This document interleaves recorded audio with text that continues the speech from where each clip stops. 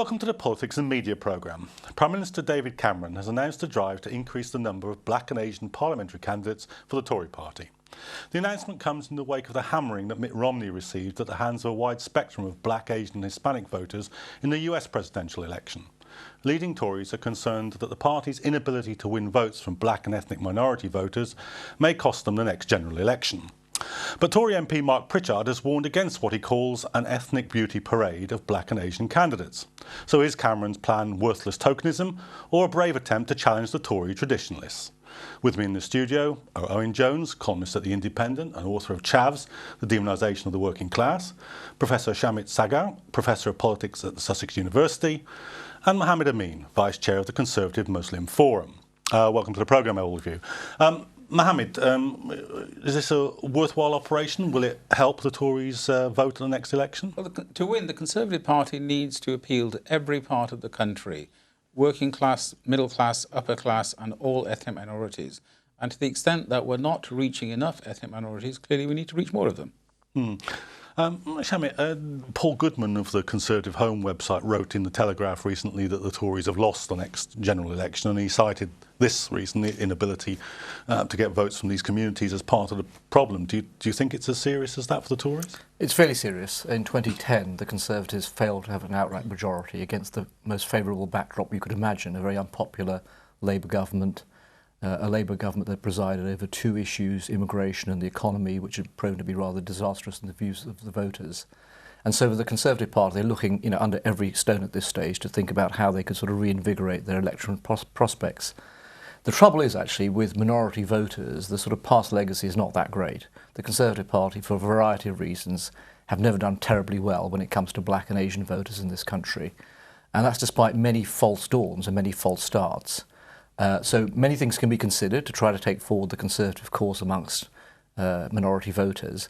But in particular, this proposal about getting more black and Asian MPs into the House of Commons strikes me as being a little bit sort of narrow, if not quite tokenistic. Owen, I mean, it must be good news to you to hear that the Tories are in this much trouble. But sort of standing back from it, could the Tory party develop a strategy which might at least get more votes out of the black and Asian middle class, even if they kind of take the view that there aren't that many kind of votes among the BME working class communities to be got? It's possible, but there were formidable challenges, and I'd certainly agree the Tories face a real crisis of epic proportions. I mean, their vote has been in decline for two generations. Every time they've won an election since 1955 has been on a lower share of the vote than the time before. The last election handed to them on a plate, Labour government less popular than cholera, and the biggest economic crisis since the 1930s, and they still could not win. And they face a similar challenge that the Republicans face in the United States, which is, whilst the BME population has increased, they've struggled to make those sorts of inroads. But the point about the Conservatives and why they struggle is, I think, goes down to the nature of what the Conservatives are. I'd argue they exist as the political wing of the wealthiest elements in society. I remember when I was a student, which is probably a bit further away than many of your viewers might think from looking at me, but I attended an off-the-record speech by a very senior Conservative politician. He said, what you have to remember about the Conservatives is that they are a coalition of privileged interests. They exist to defend that privilege, and the way they win elections is by giving just enough to just enough other people. The problem is, for the Conservatives, is those privileged interests tend to be, well, pretty white. And in terms of the people who disproportionately suffer from Conservative policies, not least in the era of cut, where working people, the working poor, are facing a hammering, that people from ethnic minorities are likely to be overwhelmingly represented amongst those victims. I'll give you an example. Over half of Muslims in this country of either Bangladeshi or Pakistani extraction live in poverty. They live on wages of less than £7 an hour if they're in work. These are people who will be hammered, for example, by cuts to tax credits. What possible motivation would they have to vote for this party? I mean, Shamit, do you think that this is a problem that the Tories would have in trying to develop a kind of class-based strategy aimed at some sections of black and ethnic minority communities? I guess what Owen is suggesting there is that that's a narrower section of British society than it might be in the States, where, I mean, Mitt Romney obviously failed to do that, but some Republicans in the past have succeeded. I mean, the great sort of puzzle about all this is why the British middle-class party historically has failed to do better amongst middle-class minorities. Middle-class minorities have been growing in number, steadily, Asians more so than blacks. And yet, the overwhelming evidence shows that their ethnic background, ethnicity if you want, trumps class. And so why is this party unable to gather middle-class voters who happen to be Asian or black? And I think it's a pretty tough sort of question to sort of Conservative Party to face up to. And the fact of the matter is, even now, sort of 40 plus years since Powell, the party still has a kind of residual sort of, element of being tainted by people who see the country very much in terms of being sort of white and Anglo-Saxon. Now, the funny thing is, I think the country's changed substantially. The recent census figures shows that ethnicity is not just something that's confined to sort of minorities in inner cities. People are now spreading out. The growth in the minority population has been substantial. So the parallel between us and the United States is a very valid one. But it goes back to, in my view, a very straightforward sort of test. Why can't a middle-class party gather middle-class votes? And we see that middle-class minorities, particularly Asians, their appetite to vote for the Conservative Party goes down very dramatically, even though amongst their white counterparts it stays up possibly, quite well. And that's where I disagree with Owen, which is that although he's describing the party as facing a pretty, daunting task, let's not forget the 20th century was the Conservative century. For 2/3 of that century, which is only just recently over, the Conservatives either were in office or when part of a coalition in office. It was the era in which the Labour Party failed to be the electoral dominant feature of that century. And whilst it's too early to say what will happen in the future, the party's got a very straightforward challenge to gather middle-class votes or middle-class interests, not so much in terms of wealth and privilege. The middle part of the middle class, as aspirational values, is substantial. After all, it's the very same part of our electoral makeup that the Labour Party under New Labour was able to appeal to and to govern for 15 years.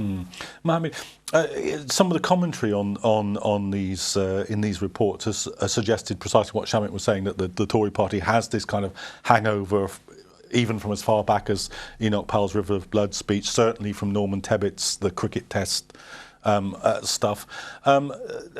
But isn't it missing an opportunity to overcome that by perpetuating some of the stuff which actually was very, very damaging to Labour around the war on terror, around the questions of Islamophobia? Couldn't it overcome this problem if it weren't so keen on continuing that kind of rhetoric?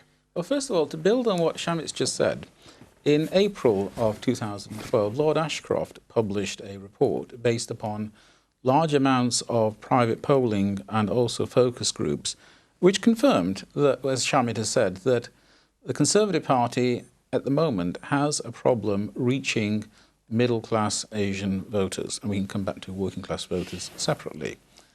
However, things are changing. If you look at the 2010 general election, we now have a significant number of Conservative MPs from black and minority ethnic backgrounds. And one of the things that I'm most proud of is that Enoch Powell's old seat, Wolverhampton West I think it is now held by a Conservative Sikh MP, Paul Uppal.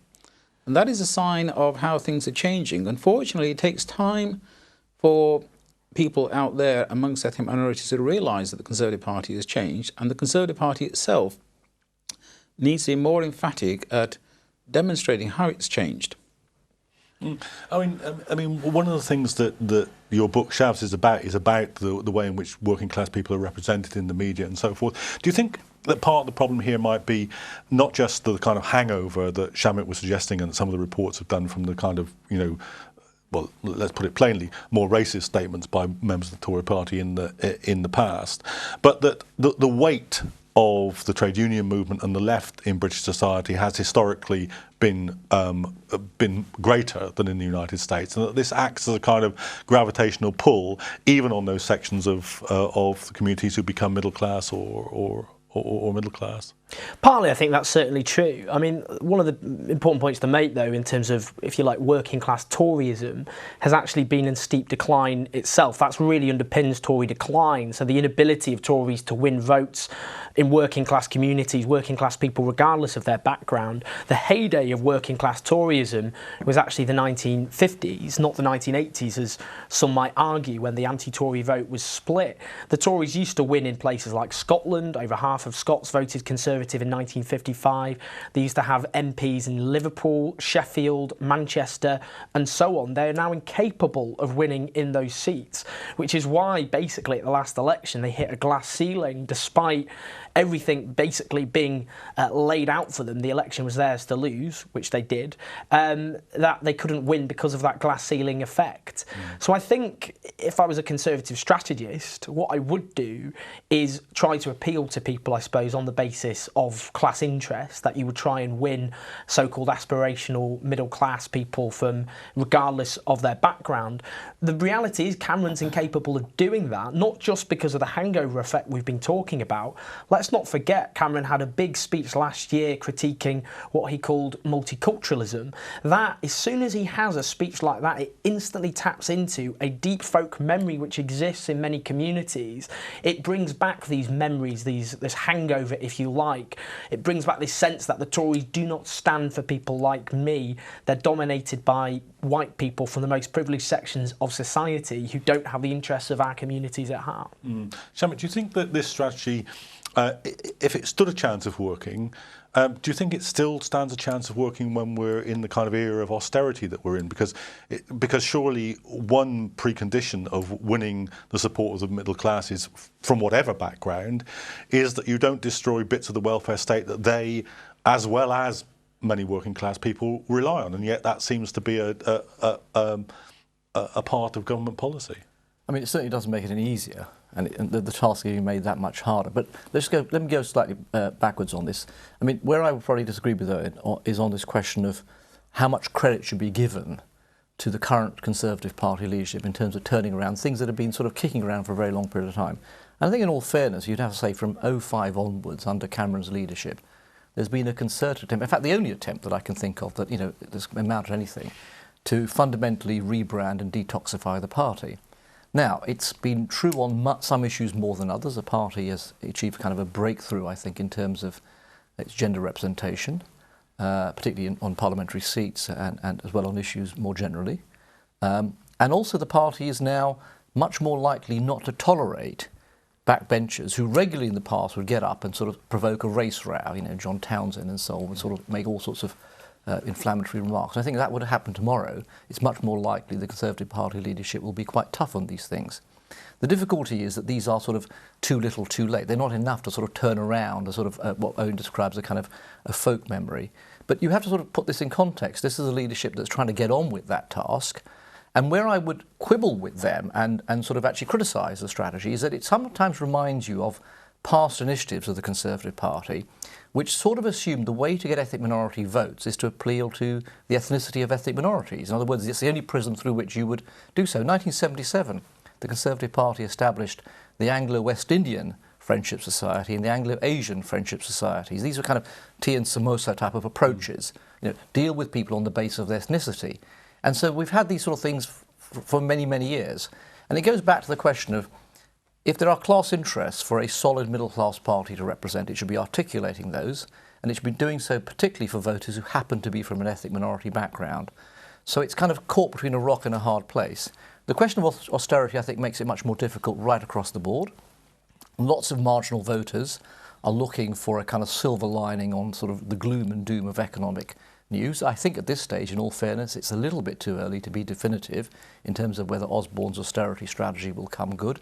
Remember in 1983, the last time a Conservative government was in a similar position, even the smallest green shoots of recovery, to use an expression that was used at the time, was sufficient to turn around economic expectations. Middle-class households assumed on the back of some good economic news that the Conservative Party was going to be the party to go with. I'm not drawing a parallel for today, but I'm simply making the point that actually austerity is not quite done. We don't quite know whether or not it's going to work. And it's going to be premature to write off the party on that issue alone. No, but what we do know about austerity, on its own terms, I'd argue it's been a failure, not least because growth's been sucked out of the economy and borrowing's increasing. But the point in terms of the impact on people, the Resolution Foundation, a very well-respected think tank, projects that by 2020, the average Briton will be poorer than the turn of the century, that lower earners will be 15% poorer by the end of the decade than they are now. Now, actually, disproportionately, that will impact BME people in Britain. Britain who tend to be overrepresented amongst lower income families. So I do think, regardless of whether or not there is so-called economic good news, even though at the moment we're on the brink of a triple dip recession, when as things stand, the longest economic crisis on record, it's longer in terms of a recovery than the Great Depression of the 1930s. Despite all that, people will still feel poorer, well, they'll be poorer in 2015, barring a miracle, and that will make it harder to win working class voters in the way they did in the past, but also BME people from working class communities too. Well, so what do you think about that argument that the recession this time is simply too long and too deep to have the kind of 1983 effect that I really want to make 2 points. First of all, Owen's friends left us with an enormous mess and a massive deficit due to Gordon Brown's overspending that had to be dealt with. And secondly, despite that, over the last 2.5 years since this government came to power, the private sector has created over 1 million new jobs. The cuts that are needed are in the public sector. But despite that, there have been actually more private sector jobs created than have been lost in the public sector. Well, OK, but if it's so good, why is there all this sort of massive gloom in the Tory party about the prospects of the next general election? Well, first of all, it takes time for these economic changes to work their way through. Owen can laugh, but it does. I mean, you can't turn a supertanker in a day, and we inherited the biggest mess since the early 1930s. Let's be clear about what's happened. I mean, firstly, let's be clear that we have a deficit not as a result of overspending. In fact, the Conservatives backed Labour spending plans pound for pound until the end of 2008. We have it because of the failure, not least to regulate the banks, because New Labour embraced the sort of neoliberal economics which Thatcherism established in the first place. But the problem I have in terms of, and this is the problem your party faces, is the way the deficit is being paid off. It's being paid off disproportionately off the backs of the working poor, the unemployed, and off the backs of BME populations who tend to be BME people who tend to be amongst the groups most affected by austerity. So the issue isn't about clearing up this mess. It's about how this on whose terms has this crisis ended and who pays to end the crisis. And that is why I believe, and I think we'll see at the next election, your party will find it very difficult, if not impossible, to win over substantial numbers of working class or BME people. I think one thing you can say, in all fairness, I mean, I think it's too early to tell, but one thing would unite us would be to say that if you're running an austerity package where we have been over the last 2 or 3 years, there certainly are more sensitive ways to have sort of implemented that, taking into account the strapline, which is we're all in it together. You know, with their time again, there would have been a better way to do that, because the effect of that is that, as Owen's pointing out, the reputation of the Conservative-led coalition is one in which it's not seen as being especially sensitive to the position of the most vulnerable in our society. So that probably will hurt it, whether these green shoots come through or not. But John, with your permission, let's just turn it around. Let's assume the economy doesn't come good and the Conservative Party is scrabbling around for votes. In the past, this will be a good test of this debate. In the past, we'll say, well, the Conservative Party will look towards other issues, which are so-called soft issues for itself. Well, right up there will be our friend immigration. The Conservative Party polls well on it, did well in 2010, always has to straddle this question of being tough on immigration but not being perceived to being sort of quasi-racist. And I think it'd be a perfect experiment to figure this out, whether Mohammed's party, when push comes to shove, when facing a likely defeat, but I'm not definitive on it at this stage, whether it will be, in a sense, forced back into past habits of saying, well, let's just remind the white electorate, the white xenophobic or racist electorate, about the fact that we are tough on immigration, which oftentimes is sort of seen as a code for keeping out black and brown people. It'd be a wonderful way of sort of figuring out whether or not there's something in this. Well, let's address that a bit, because I mean, everybody in the commentary, and I hope we'll be talking to Nigel Farage in the second half of the programme. And OK, so they've got this problem. There's UKIP on their flank as a kind of traditional Tory party in exile operation. Is that a likely response? That immigration has stopped being a racial issue. Let me share with you an experience that I had when I was sitting in party headquarters before the 2010 election doing telephone canvassing, and I was phoning households in West London near sort of Heathrow Airport, and you can tell by the names and by the accents when you ring them whether they're from ethnic minorities. And I was asking them what issues were important to them, and enormous numbers of people from an ethnic minority background were telling me that one of their prime concerns was immigration. Immigration isn't a code word for the race issue anymore. It's an issue in its own right, regardless of where immigrants are coming from. Are we getting the right kind of people coming to our country? It is no longer a racial issue. What do you reckon to that? Do you reckon that do you reckon the dog whistle is still heard? I think when the Conservatives talk about it, I think instinctively that's what people think. I mean, it's certainly true that if you talk about anti-immigrant backlash in this country, I believe social and economic insecurities fuel that. For example, the failure of New Labour to build council housing, leaving 5 million people on social housing waiting lists. People then felt, and the far right exploited this, there's not a lot of housing to go around, so why is it being given to people like that? Now, I met people, I remember on the doorstep in 2010, people from ethnic minority backgrounds who would make that point about immigrants. So that's certainly true. There is a social and economic insecurities that fuel it. The reality is, when the Tories talk about immigration, I do think because of this folk memory, because of whether it be Enoch Powell or whether it be more recently David Cameron talking about multiculturalism in the way he speaks about multiculturalism, I think people will be very suspicious, and justifiably so, in BME communities. So, Shamit, you raised this question about, if austerity isn't ended, if the economy doesn't come good, then there's this possibility of the Tories re-raising some of these more traditional concerns which don't play very well with BME communities. But on the political level, do you see UKIP as a threat to them that's going to drive them in this direction as well? Well, the temptation would be precisely that. The Conservative Party is operating on a very narrow base with very few raw materials and controlling very few levers. So I think we've already established that. It's not sort of an ideal situation. But whether or not it particularly bangs the drum of being sort of Eurosceptic, talk of a referendum in or out, and yet sort of advising the great British public to remain in while sort of raising the issue and having a referendum, it seems to be pointing in two different directions at the same time. Talking about immigration and clamping down on immigration, at the same time not sort of using a dog whistle and incentivising racist voters. All these things are quite difficult sort of balancing acts to pull off. But I would go back and say I would stress that under the current leadership, this question of, as it were, making the party more inclusive, both from a social point of view, a cultural point of view, an ethnic point of view, you may criticise it, you may not like it, you may say it's not gone as far as it should have, but by comparison with what happened in the Conservative Party for several generations until 2005, I think it's been considerable progress. Well, I mean, let's be clear there. I mean, it's dominated the Conservatives by the sort of leadership which wouldn't look out of touch in a 19th century cabinet, overwhelmingly white, disproportionately drawn from the wealthier sections of society. 21 out of 29 cabinet members are millionaires. Even the A-list candidates which they promoted are overwhelmingly from pretty upper middle class backgrounds, leading right-wing critics like, for example, Peter Hitchens to criticise Cameron on that basis. So I'm not sure. Let me just bring Mohammed back into the conversation. But the thing that the voters are interested in 2010 and 2015 won't be particularly the postcode of a cabinet minister, though I think it's interesting. They'll be interested in the competency of a Conservative-led coalition.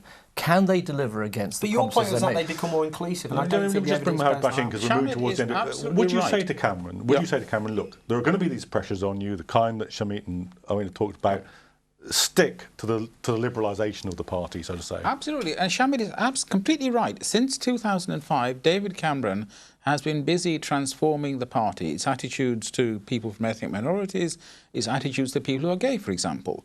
The Conservative Party has changed, but it takes time for people to notice. And I want to come back to something else. We're going to have to stop there, I'm afraid, because that's all we've got time for in the first half of the programme. We'll be pursuing some of these discussions in the second half, so do rejoin us for the second part of the Politics and Media programme.